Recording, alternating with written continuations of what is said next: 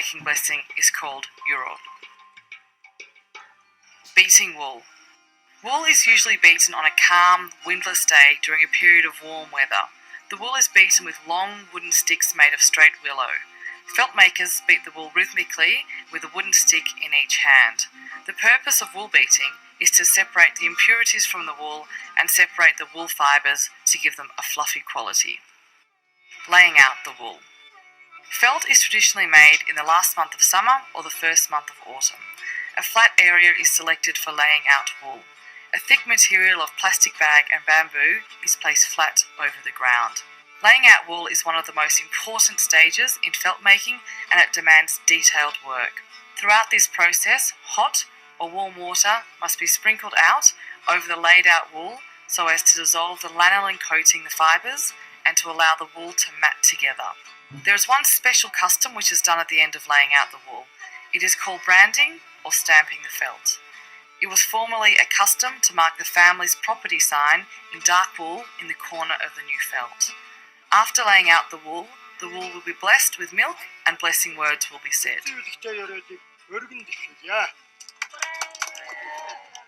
Rolling up and drawing the felt. This is the final stage in the felt making process. This process involves drawing the felt in a leather-bound roll behind a horse which will compress the felt. The water used has to be boiled and softened. The felt is rolled around a wooden shaft known as the gol mod. The roll is bound tightly with a crossed binding. It will be bound to the horses. At first it is rolled softly, then after that more quickly. The rider has to carry it very carefully because drawing the felt can influence the quality of the wool. The felt maker and leader in ancient times was a much respected person. The horseman rides about 2 hours under the control of the felt maker. The specific distance ridden depends on the condition of the ground and of the animals. Felt making is a big ceremony to Mongolians. That's why the Mongolians prepare some special food for this special event. Food for the event includes a cake called ul-bov. It has to be laid in several slices, either 3, 5 or 7.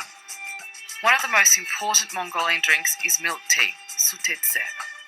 Tea is prepared from the clean water in the countryside from a spring, adding tea and salt. It is also common to add yellow butter and dried meat into the tea. The oldest person receives the tea first, and the tea is given with the right hand and received in the right hand in direction to the sun in a clockwise movement. Eating horhog. Horhog is the national Mongolian food for feasts and festivals. Horhog is made in a special technique by boiling the meat and vegetables. Horhog is made of mutton and vegetables placed in a cooking container with hot stones, which is cooked over a fire for several hours. Hot stones are traditionally used for medical treatment in Mongolia. For example, if you have an earache, a hot stone is placed near your ear, or if you're tired, it is normal to hold the hot stone in your palm. Drawing pattern of Shermal. Mongolian felt patterns are usually made of shapes such as lines, squares, angles, triangles, and circles. These patterns signify long life, richness, and happiness. Some Shermal patterns are used only by Khans, kings, lamas, noblemen, and rich people. In the example shown here, we are using Shermal patterns which are Alkhan Ki and Shurgulgan Ki. Alkhan Ki is a continuous pattern typically embroidered around the border of felts. It is derived from the cross form and represents unending movement and spirit and strength. Making yarn. To make yarn, fibres of wool are pulled out and twisted between the thumb and forefinger. The wool is then rubbed down the thigh in a quick way to twist them.